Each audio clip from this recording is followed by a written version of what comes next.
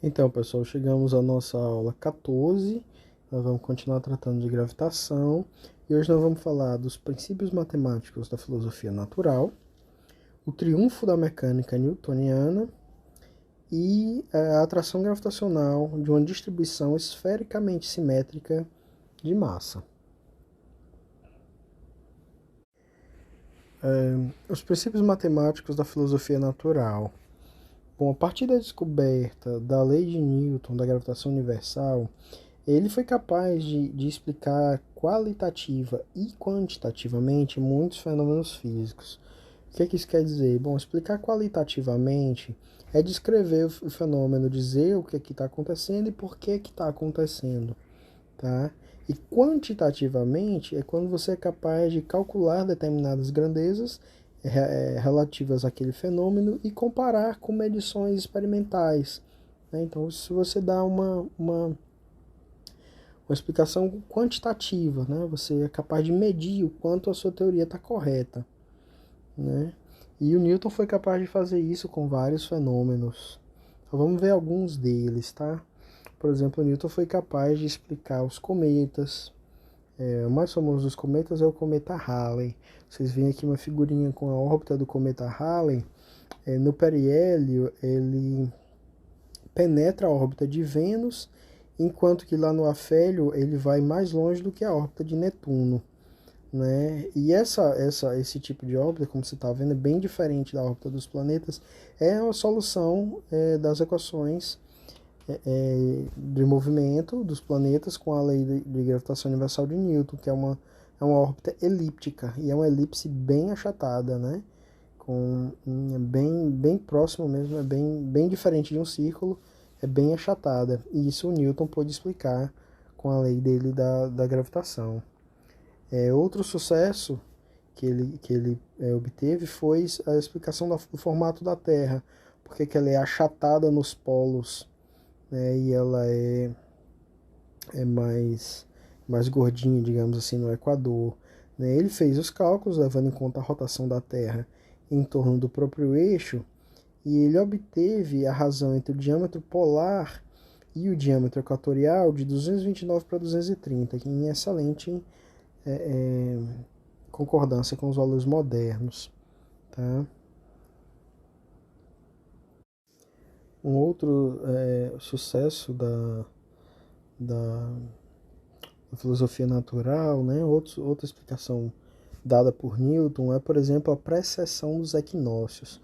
O que é essa precessão?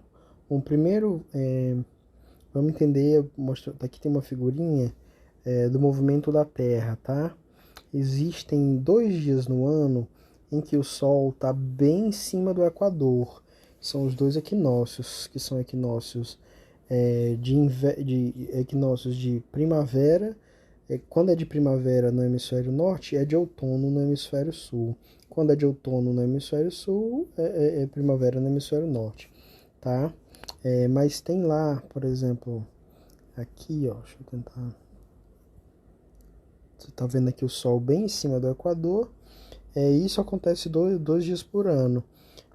O que se notou, o que o Hipparco notou, e depois o Copérnico corrigiu, tornou mais precisos os resultados do Hipparco, é que quando na hora no dia do equinócio, a posição do Sol em relação às estrelas fixas estava mudando ao longo do tempo. Né? O Hipparco comparou com observações feitas pelos babilônios e viu que o Sol estava se movendo em relação à posição dessas estrelas fixas, sempre no mesmo dia do ano, no dia dos equinócios. Tá? E não se entendia por que isso acontecia. E a explicação foi dada por Newton, porque a Terra, ela tá, o eixo no qual, em torno do qual ela gira em torno de si mesma, esse eixo é inclinado em relação ao plano da órbita. Tá? Se você pegar a perpendicular aqui ao plano da órbita, o eixo da Terra ele faz um ângulo de 23,5. É esse ângulo aqui, 23 graus e meio. Tá? O que é que acontece? Devido às forças que o Sol e a Lua fazem na Terra, ao longo do tempo, esse eixo, ele começa, o eixo da Terra, ele começa a precessar, ele começa a girar em torno do eixo perpendicular à órbita. Tá? Esse movimento é um movimento de precessão. É um movimento muito parecido com o movimento de um peão. Né? Quando você solta o peão, ele começa a girar bem rápido e ele está bem vertical. Aí, conforme ele vai perdendo velocidade, ele vai girando mais lentamente e ele começa, digamos assim, cambalear. Na realidade, ele começa a girar em torno do eixo vertical. E é exatamente esse movimento de precessão que ocorre aqui, né? Aqui, é o movimento de precessão do eixo da Terra. E por isso é que a posição relativa do Sol ela vai mudando. Tá? Agora, esse movimento de precessão ele é muito lento. Ele leva 26 mil anos para dar uma volta completa. Mas, de qualquer forma, isso foi um resultado importante, uma explicação qualitativa e quantitativa muito importante dada pela mecânica newtoniana, né? Pela lei de Newton da gravitação universal. Outro resultado legal que o Newton obteve, ele foi capaz de explicar as marés. Tá? Quando você tem a Lua, por exemplo, supondo que a Lua está nessa posição aqui, né? Então o que é que acontece? A Lua faz uma força nas massas de líquido, nas massas de água, aqui que estão na superfície da Terra. O que é que acontece? Uma porção de líquido que está nessa posição aqui, ela vai ser puxada com mais força do que uma massa de líquido que esteja nessa posição 2 aqui, né? Então a gente vê que F1 é maior que F2, por quê? Porque essa porção de líquido está mais próxima da Lua. Então essa região, o que acontece é que essa parte aqui de líquido ela é puxada na direção da Lua e provoca a maré alta. Tá? E à primeira vista a gente poderia pensar que isso só acontece de um lado do hemisfério. Mas se a gente parar para pensar, essa diferença entre as forças ela ocorre do outro lado também. Porque uma porção que esteja bem aqui, ela vai ser puxada com uma força F3, e essa força F3 é maior do que F4. Então o que é que acontece? Essa parte aqui é puxada com mais força do que essa parte aqui. Então ocorre o efeito oposto e de qualquer forma ocorre esse abarroamento aqui nessa acumulação das águas ao longo da linha em direção à Lua. Aí foi assim que o Newton explicou as marés, e por isso que a gente vê duas marés altas por dia. Uma é a maré alta que está diretamente ligada mais próxima da Lua, né? A distância menor possível da Lua, e a outra é a distância maior possível. Tá? Ainda tendo em mente a mecânica newtoniana, a gente pode entender também, por exemplo, o funcionamento dos satélites artificiais da Terra. A gente imagina a seguinte situação: você vai aqui para cima de um monte, tá? E você vai e arremessa um objeto com velocidade inicial paralela à Terra. Se você jogar fraquinha, a gente já sabe que ele vai ter uma trajetória parabólica e vai cair no solo. Aí você vai e arremessa de novo, só que dessa vez com mais força, ele vai cair mais longe. Remessa com mais força ainda, ele cai um pouco mais longe, né? E assim sucessivamente. Eles vão caindo cada vez mais longe, até que vai chegar a um ponto em que o objeto que vai ser arremessado, ele vai ser capaz, a partir de uma certa velocidade crítica, de dar uma volta na Terra e voltar para o mesmo ponto onde ele foi arremessado. Claro que isso é uma idealização, porque a gente sabe que no experimento real haveria resistência do ar. Tá? Mas se você conseguisse fazer isso, por exemplo, fora da atmosfera, onde não tem resistência do ar, você conseguiria colocar um veículo em órbita circular em torno da Terra. E aí, a gente sabe hoje em dia que é perfeitamente possível fazer isso. Tem bastante aplicações, tem até satélite demais, se vocês querem a minha opinião, em órbita da Terra. Mas isso o Newton pensou lá por volta de 1690, 1700, né? 1680, por aí. Ou seja, uns bons 300 e tantos anos atrás. né? Ou seja, realmente a teoria de Newton não só permitiu com que ele explicasse vários fenômenos que já eram conhecidos, mas que também permitiu a ele que previsse, né, que pudesse fazer previsões a respeito das possibilidades, né, que a ciência nos dá, certo? Uma observação aqui interessante, que eu acho muito legal, é que no final dos princípios, o Newton diz assim: até aqui explicamos os fenômenos celestes e dos oceanos pelo poder da gravidade, mas não determinamos a causa deste poder.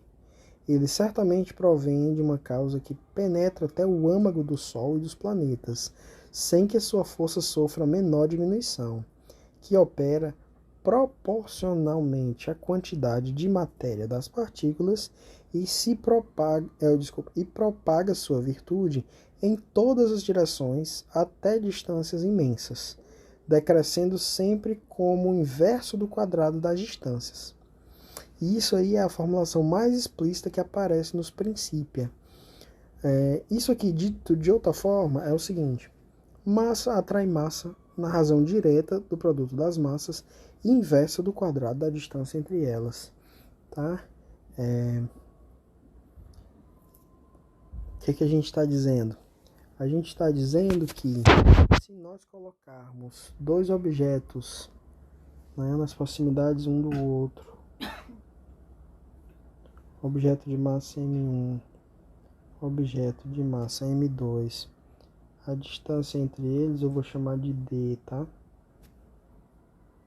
O que é que a gente está dizendo? Que massa atrai massa, ou seja, existe uma força atrativa na razão direta do produto das massas, ou seja, eu tenho algo como M1 vezes M2. Se eu aumentar M1, o módulo da força aumenta. Se eu aumentar M2, o módulo da força aumenta.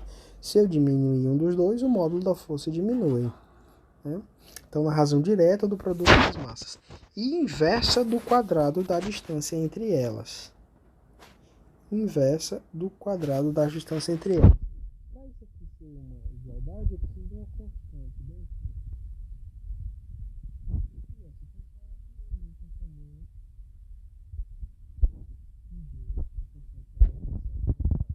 Tá? Sem a constante, eu poderia simplesmente dizer que a força, que é o que o Newton disse, que a força é proporcional. Tá? Essa espécie de alfa aqui diz basicamente que a força é proporcional ao produto das massas e inversamente proporcional ao quadrado da distância entre elas. Tá? Então, por exemplo, se o Newton tivesse dito que massa atrai massa na razão direta do produto das massas e inversa do cubo da distância, eu estaria dizendo que bem aqui tem um 3 e não um 2. Se ele dissesse da quinta potência, eu tirava o 3 e colocava um 5. Tá? Mas o que ele de fato observou, que é a lei dele, é a razão inversa do quadrado das distâncias. Certo? E para transformar isso aqui numa lei, né, nós simplesmente propomos a existência de uma constante que transforma isso aqui numa igualdade. Tá? E foi com essa lei aqui que o Newton conseguiu explicar todos os fenômenos que nós discutimos antes. É isso aí.